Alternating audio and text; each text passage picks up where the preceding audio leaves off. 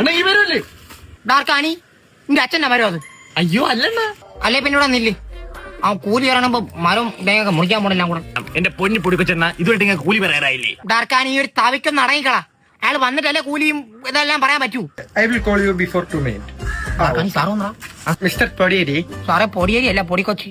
ആ ലോക്ക് നമുക്ക് ആ ട്രീ ആണ് മുറിക്കേണ്ടത്. ഏത് ആ ഇത്തിരി പോലുള്ള വാഴേ? അയ്യോ സോറി മിസ്റ്റേക്ക്, ആ വാഴ ഒരിക്കലും പറ്റരുത്. കേടോ, മാനസികമായി വിഷയമുള്ള പയ്യന്മാരെ പണിക്കല്ല കൊണ്ടുവരേണ്ടത്, വീട്ടിൽ ചങ്ങലയ്ക്കാണ് ഇടേണ്ടത്. സാറേ ഇനി ഇതുകൂടെ ഇനിയാവോ ഒന്നും കാണിക്കരുത് സാർ. ഞാൻ സാറിന് വാഴക്കൊന്ന് കൊടുത്തരാം.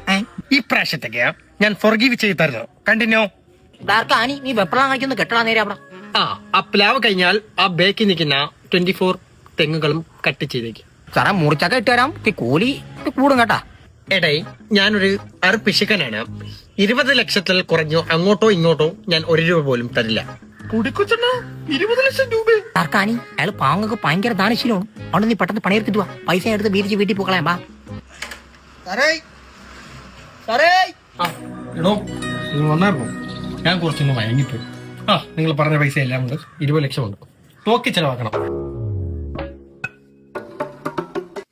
നാളെ നിങ്ങൾ ഒന്നും കൂടെ വരണം. എന്റെ വീടൊന്ന് അറുക്കണം. പൈസ ഒന്നും കുറവില്ലല്ലോ അല്ലേ?